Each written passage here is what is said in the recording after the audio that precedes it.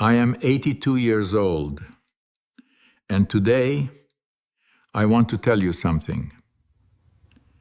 Nobody wants to admit. Old age does not require keeping every relationship alive. Living alone is not a tragedy. It is often the ultimate sanctuary. And you do not owe anyone an explanation for closing your front door. People look at an old woman sitting by herself on a porch, and they immediately assume she is heartbroken. They assume she is waiting for someone to come and rescue her from her isolation. I am here to tell you that she is likely hoping you keep driving, so you do not interrupt her peace. We are conditioned from the moment we are born to believe that an empty room is a sad room. We are told that human connection is the only measure of a successful life. But nobody warns you about the heavy, suffocating cost of maintaining connections with people who drain the very life out of your bones. I learned this the hard way, and I paid for it. With time, I could not afford to lose. Let me set the scene for you. I live in a modest house at the end of a quiet street. My husband, Arthur, passed away 12 years ago. He was a good man, a loud man, and our house was always filled with his booming laugh, the television blaring his football games, and the constant coming and going of our 3 children. For 40 years, I was a high school packed with 30 restless teenagers. I mediated arguments. I attended endless staff meetings in stuffy rooms under harsh fluorescent lights. I came home and cooked dinners, washed uniforms, and organized schedules. My energy was a public utility, and everyone had a straw dipped into my well. When Arthur died, the silence in the house was terrifying at first. It felt like a physical weight pressing against my chest. I wandered from room to room, touching his old coats, listening to the floorboards creak, and wondering who I was without someone to take care of. But time, is a brilliant teacher. Slowly, the silence stopped being terrifying and started becoming a soft, warm blanket. I established a routine that belonged entirely to me. I wake up every morning. At 6, I walk into my kitchen and make a cup of strong black coffee. I sit in the old leather chair that belonged to Arthur. By the window, I watch the sun slowly rise.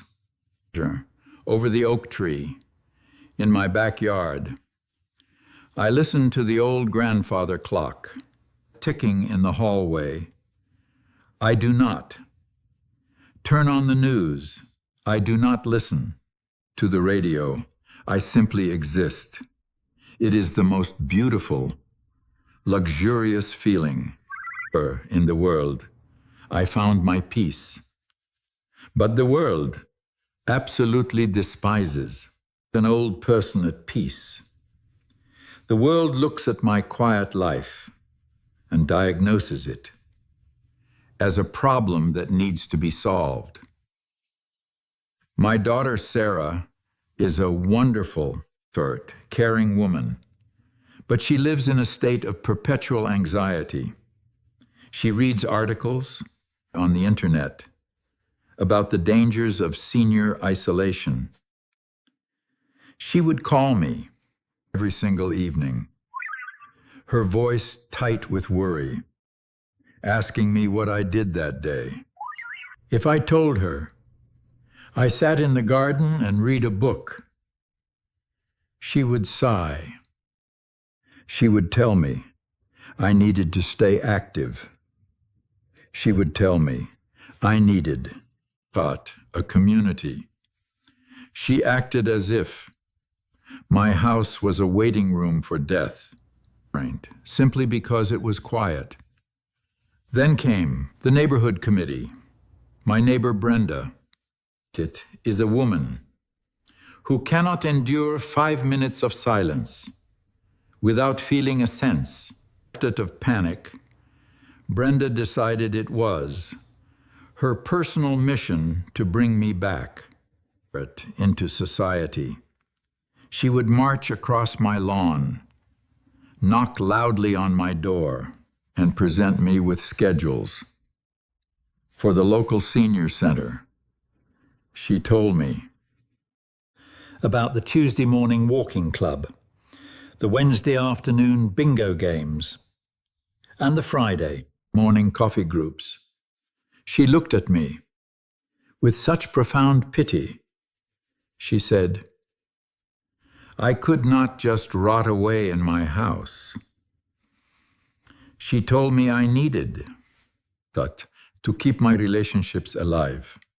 When people constantly tell you that you are doing that something wrong, you eventually start to doubt yourself. I looked at my peaceful life, and wondered if I was actually just depressed and did not know it.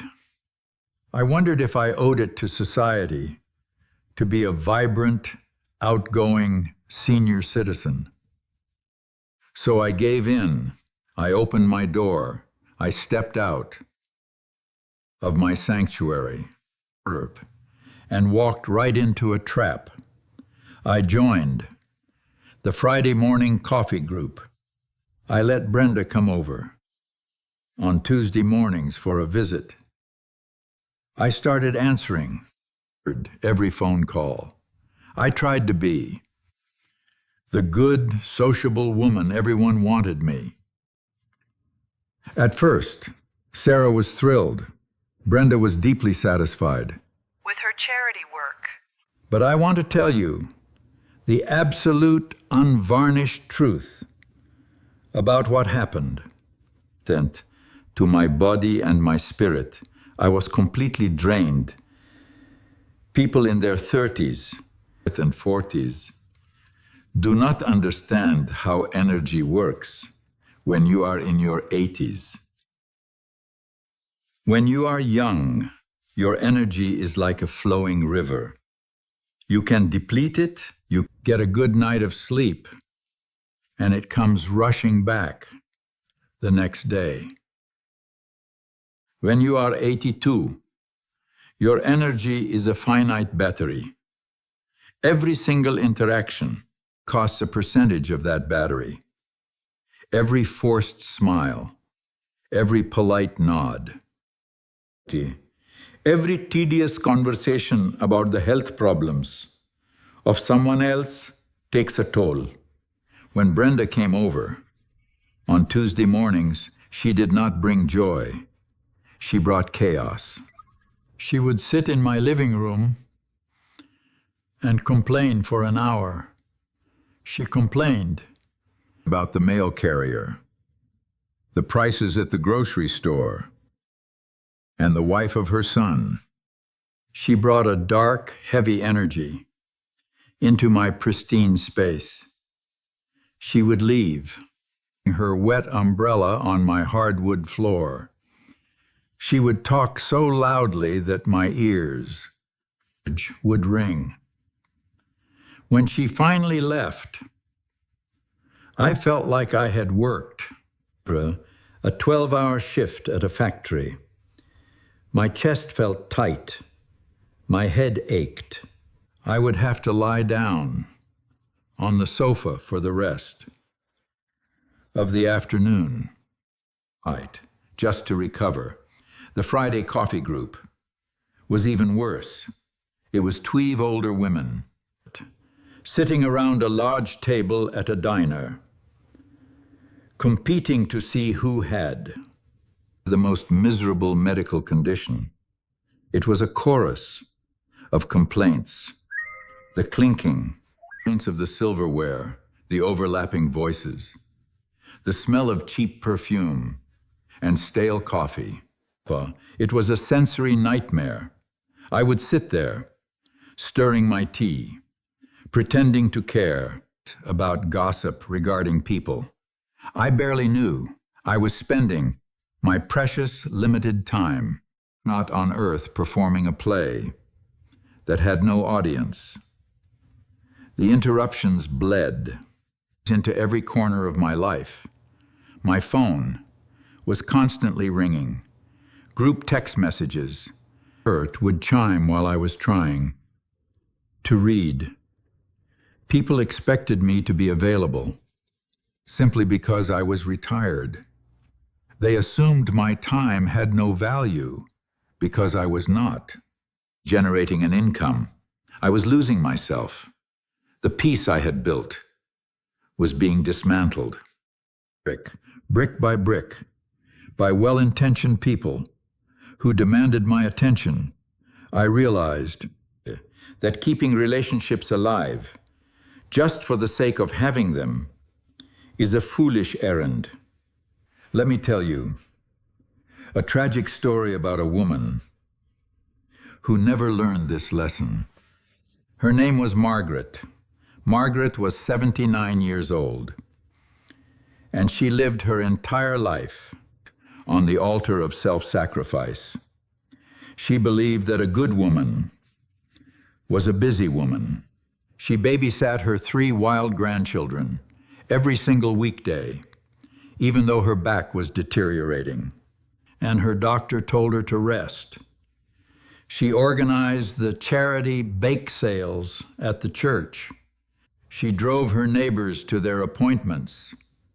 She was always rushing, always tired, always smiling a tight, pained smile. She used to call me, practically in tears, from exhaustion, telling me how much her joints hurt. But the very next morning, she would be back in her car, driving across town to do a favor for someone who did not even bother to say thank you. Margaret suffered a massive stroke. While standing in line at the grocery store, she was buying ingredients to make a casserole. For a neighborhood potluck, she had told me she desperately wanted to skip. At her funeral, the church was packed. People stood up and praised her selflessness. They called her a saint. They talked about how she always put everyone else first. I sat in the wooden pew, looking at her casket, and I felt a deep, point-burning anger. They were praising a woman for working herself to death, for their absolute convenience. They loved her because she never said no. She gave away every drop of her peace. And they happily drank it. I decided right then that I would absolutely never be a saint. I would be a woman who survived. The breaking point for me arrived on a perfectly ordinary Thursday. I was scheduled to go to a luncheon I was dreading. I was standing in my bathroom, looking in the mirror, while I fastened a pearl necklace around my neck. I looked at my own face. I saw the deep exhaustion in my eyes. I saw the tension in my jaw. I looked down at my hands. They were shaking slightly, just from the sheer anxiety of having to go out and perform again. I asked myself a very simple question. I asked myself why I was doing this. I realized I was spending money I needed to save, spending energy I did not have, to impress people that I did not even truly like. I was sacrificing my physical and mental health to avoid being called a recluse. I was letting the fear of societal judgment. I took the pearl necklace off. I put it back in the velvet box. I walked out of the bathroom, went into the kitchen, and picked up the telephone. I called the woman organizing the luncheon. I told her I was not coming. I did not invent an illness. I did not say I had a doctor appointment. I simply said I was staying home. She sounded shocked, but I did not care. I hung up the phone. I walked over to the front door, and I locked the deadbolt. The heavy click of that lock was the most satisfying sound I had heard in months. Then I went to my cell phone and turned the ringer completely off. I walked over to my coffee maker, brewed a fresh pot, and sat down in the old chair. By the window, the rain started to fall against the window panes. The house was dead silent. I sat there and felt a massive, invisible weight lift off my shoulders. I felt my breathing slow down. I felt my heart rate settle. I realized, in that exact moment, that I was not lonely. I was full. I was entirely complete, all by myself. It has been 2 years since I locked my door. That Thursday afternoon, I am now 84. I dropped out of the coffee group. I told Brenda she could no longer come over for morning visits. When she asked me why, looking deeply offended, I looked her straight in the eye and told her I needed quiet mornings. She stopped speaking to me, and honestly, it was the greatest gift she could have ever given me. When Sarah calls, and tries to guilt me into joining clubs, I stop her immediately. I tell her that I love her, but my social calendar is permanently closed. I live an incredibly small, incredibly quiet life now, and I have never been happier. I spend my days tending to my hydrangeas in the backyard. I read thick historical biographies. I bake bread just to smell the yeast, filling the kitchen. I listen to classical music. I take long naps in the afternoon without setting an alarm. I do exactly what I want to do, exactly when I want to do it. The world outside my window, what is chaotic, loud, and angry? But inside my walls, it is a fortress of profound tranquility.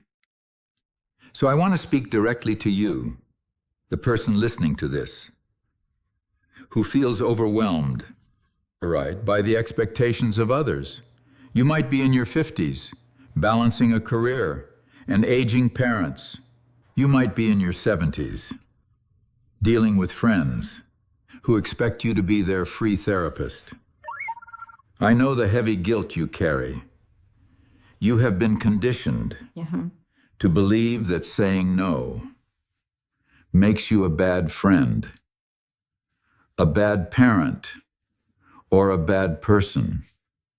You have been taught that you must sacrifice your comfort to keep the peace, but you are destroying your own peace in the process. I am giving you absolute permission to stop. You do not owe anyone a piece of your soul. You do not owe your neighbors an audience for their complaints. You do not owe your adult children a performance of the energetic senior citizen. You do not have to endure uncomfortable dinners, loud restaurants, or exhausting conversations just to prove you are still functioning. There is a vast difference between isolation and solitude. Isolation is an empty room where you sit and wish someone would come through the door.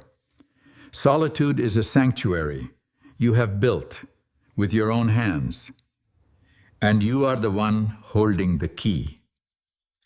When you lock the door against the noise of the world, you are not hiding. You are protecting your spirit. You are creating the space to finally hear your own thoughts. You have spent decades taking care of everyone else. You wiped the counters.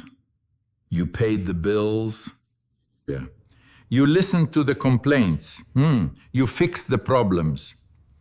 You have earned the right to sit in a silent room and do absolutely nothing.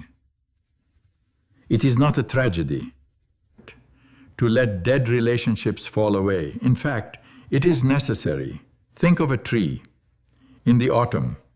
It does not hold on to its dead leaves. It lets them drop so it can conserve its energy for the winter.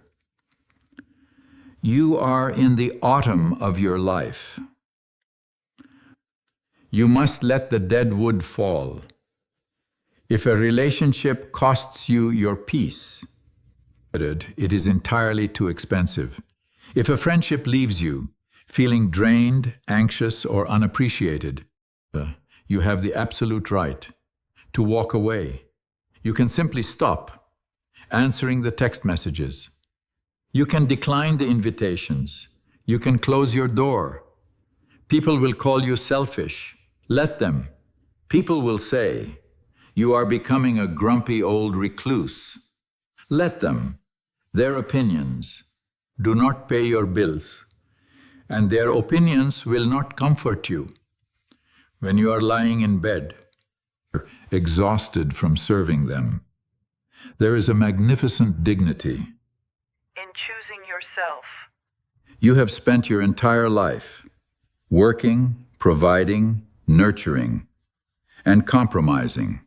You have paid your debt to society 10 times over.